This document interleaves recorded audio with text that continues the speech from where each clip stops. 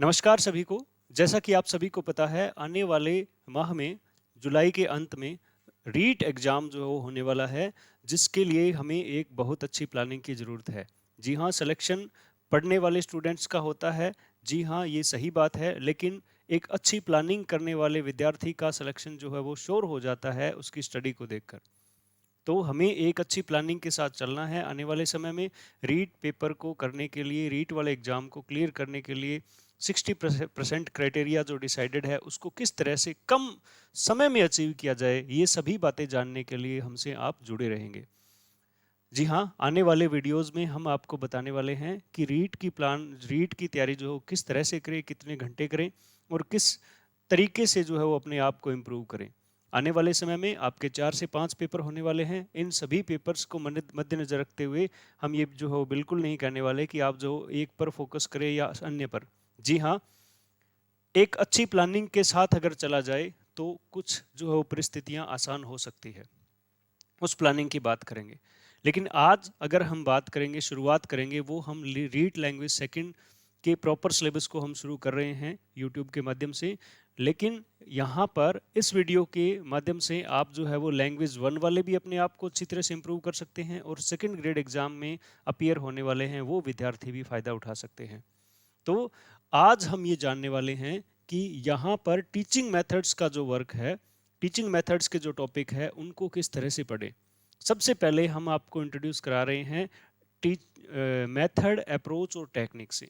Approach, method और technique की क्या क्या डेफिनेशन होती है, क्या नेचर होती है, क्या होता है और कैसे हमें एग्ज़ाम में इसको जो है वो आइडेंटिफाई करना है।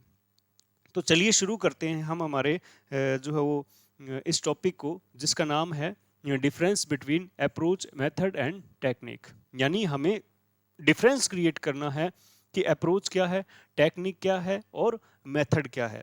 इसे समझाने से पहले मैं सबसे पहले जो आपके सामने जो है वो एक आकृति के माध्यम से जो है वो इसको बताना चाहूँगा।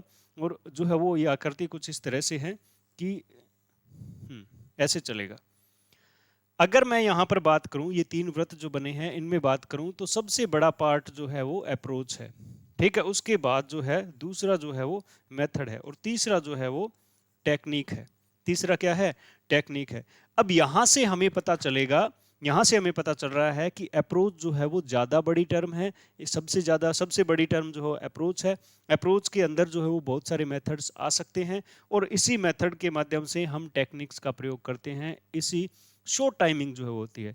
अब इनको पढ़ने के लिए, समझने के लिए, यही बात अप्रोच को पढ़ेंगे या अप्रोच के नेचर को जानेंगे, हमें जो है वो बहुत ज़्यादा मैटर पढ़ना पड़ेगा, मैटर को देखना पड़ेगा। मेथड को उससे शॉर्ट और सबसे कम समय में जो है वो टेक्निक का प्रयोग किया जाता है। ठीक है, तो ये बात ध्यान में रखें कि अप्रोच, मेथड और टेक्निक, ये तीनों जो है वो लैंग्वेज से रिलेटेड शब्द है।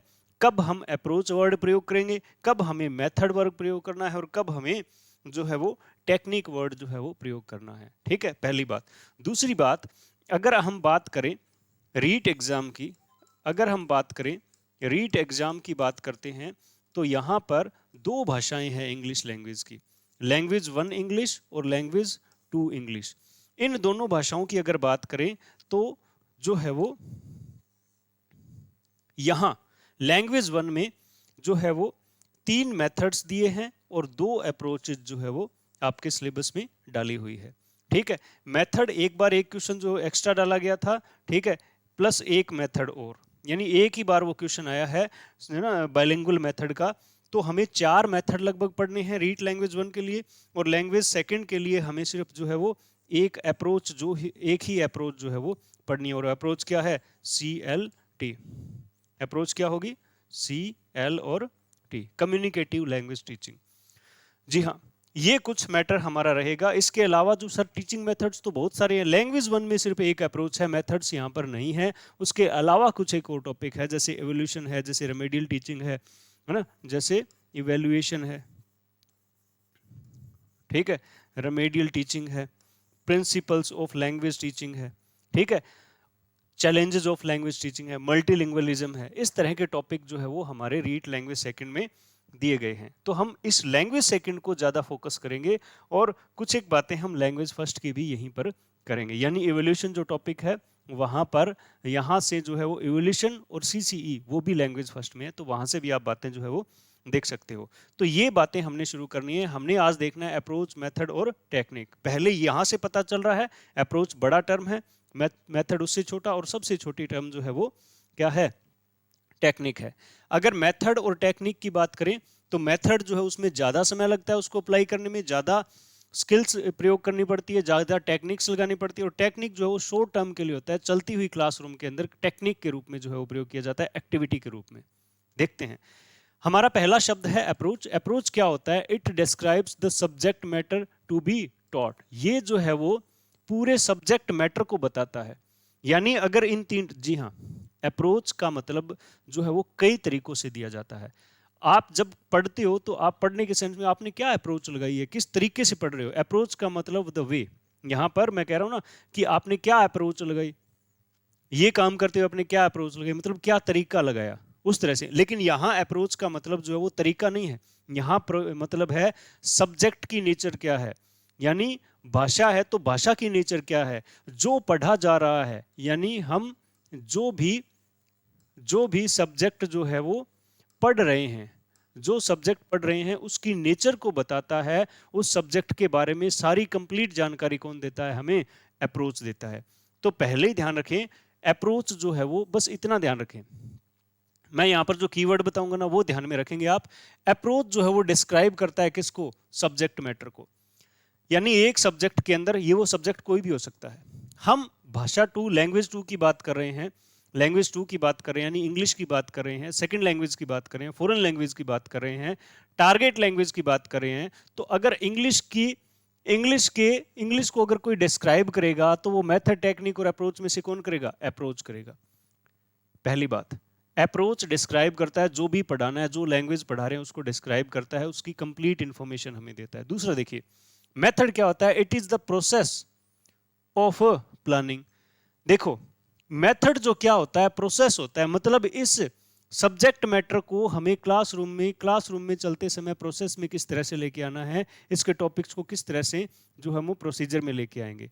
यानी अप्रोच डिस्क्राइब करता है सब्जेक्ट मैटर को, और मेथड क्या है? प्रोसेस ऑफ टीचिंग होता है, प्रोसेस ऑफ लर्निंग होता है, या प्रोसेस ऑफ द प्लानिंग। जो प्लान किया है उसको प्रोसेस में लेकर आना मेथड होता है।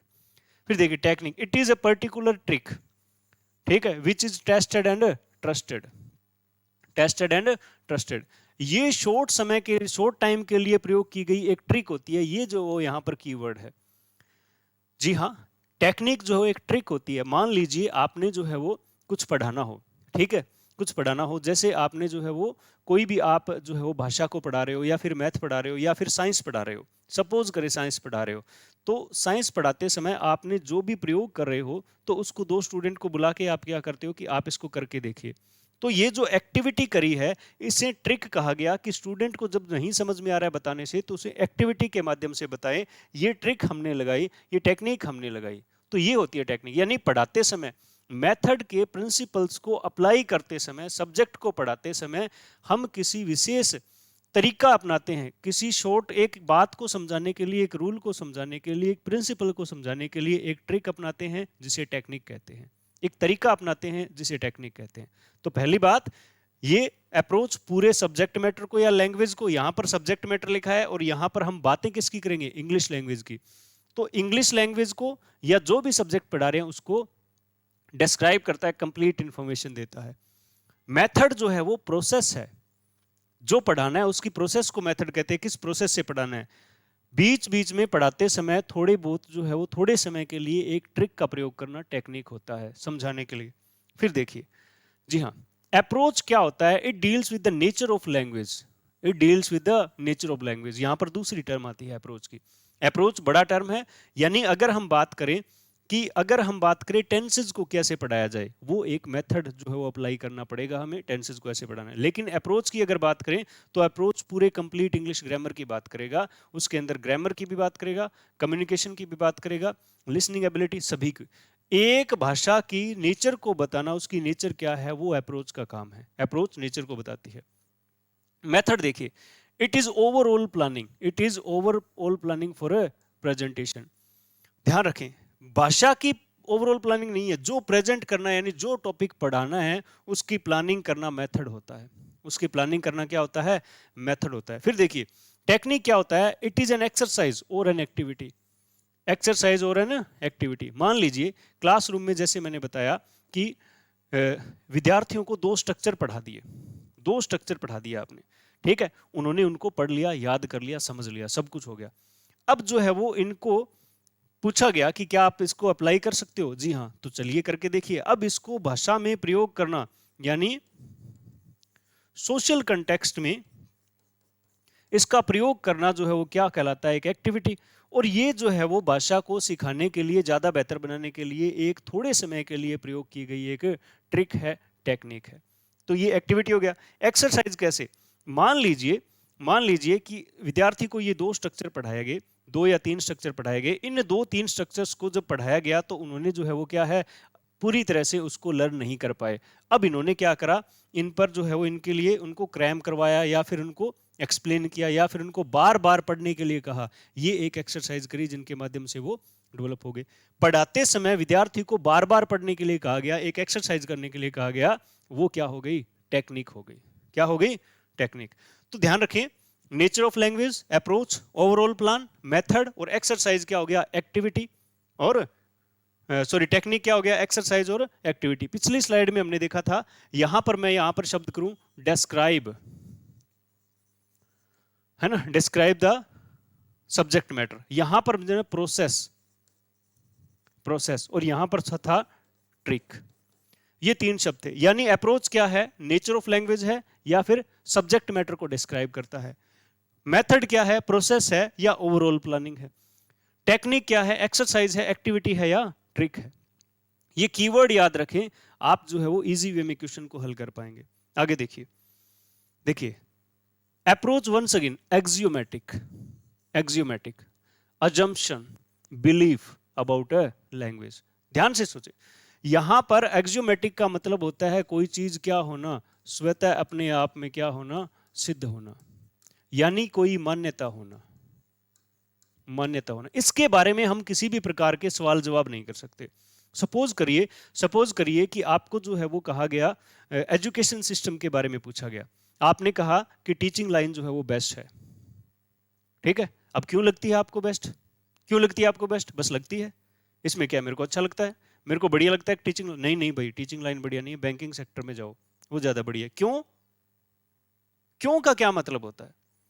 यानी कुछ परिस्थितियां ऐसी होती है, अपने आप में मान्यता होती है, मान्यता होती है, उसमें कोई, है ना, ऐसे किंतु परंतु नहीं होता। अप्रोच जो है वो एक्सियोमेटिक नेचर है इसकी। अप्रोच एक्सियोमेटिक नहीं है। अप्रोच का मतलब इसकी नेचर है। अप्रोच का मीनिंग जो है वो एक्सियोमेटिक नहीं है, इसकी नेचर है।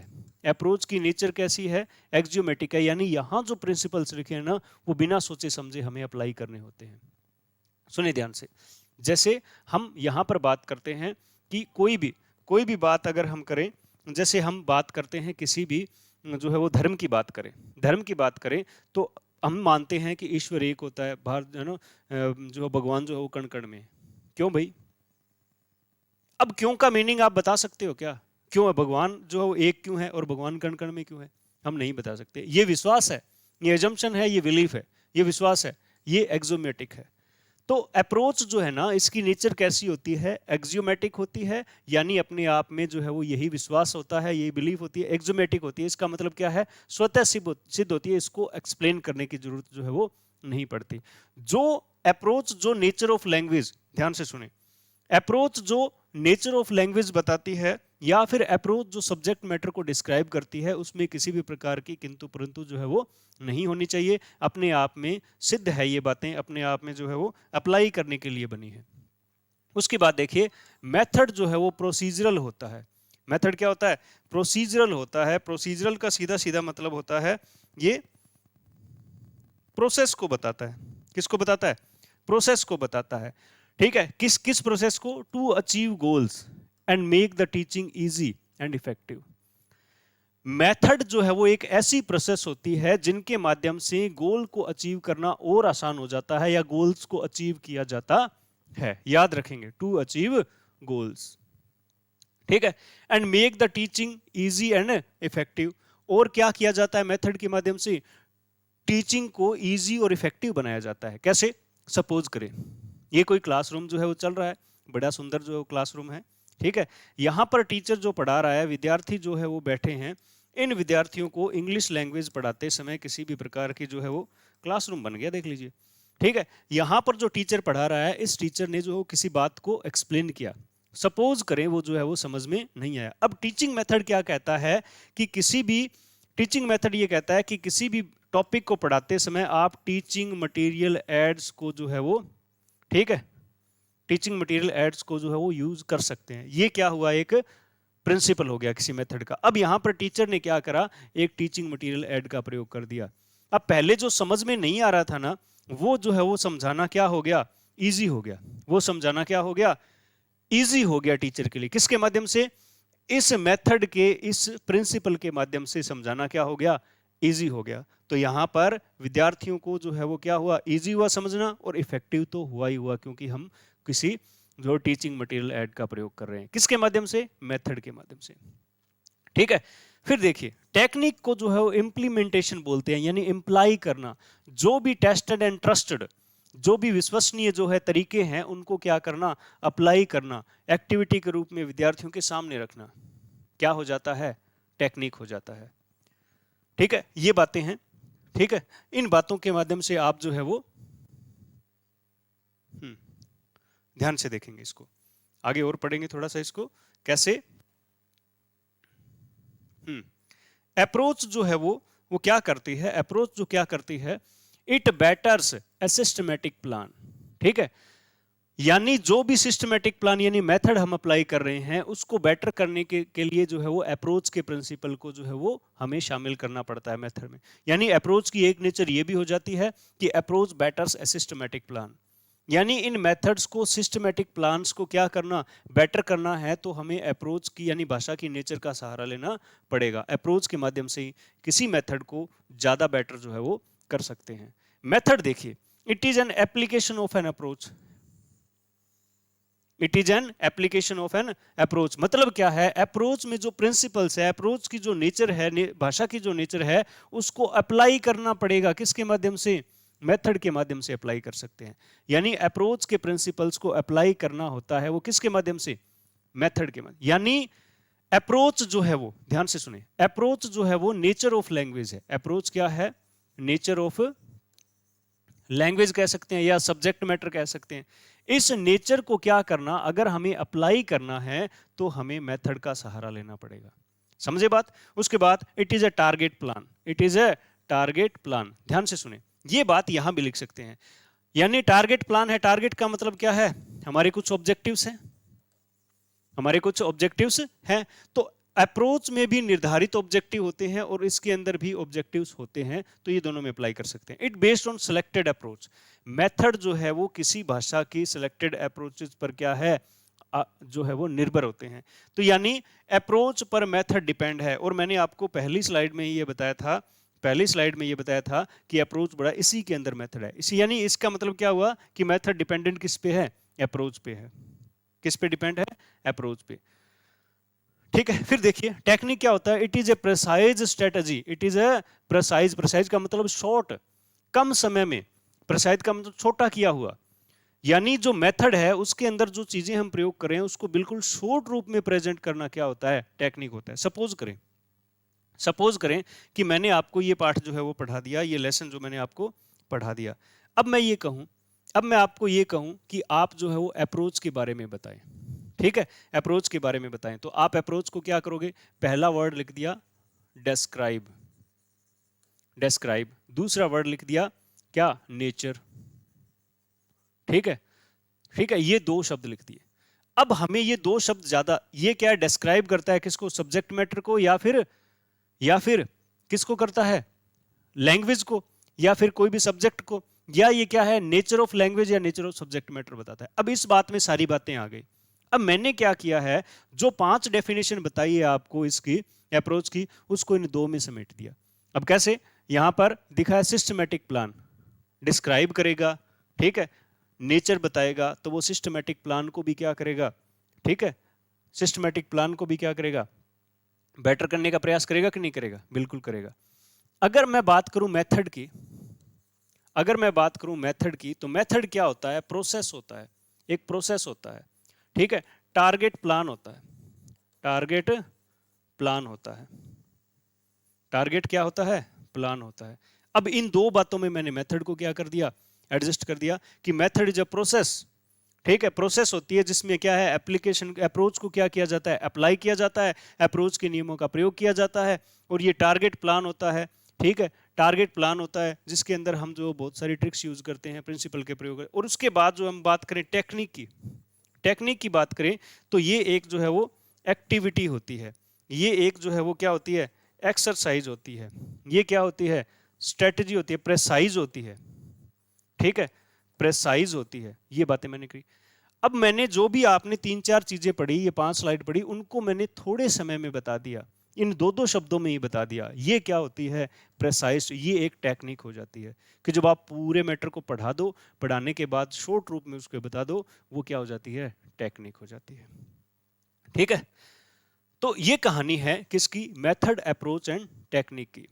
इनको पढ़िए, अच्छे से पढ़ेंगे, शानदार तरीके से पढ़ेंगे, डिफरेंस क्रिएट किया।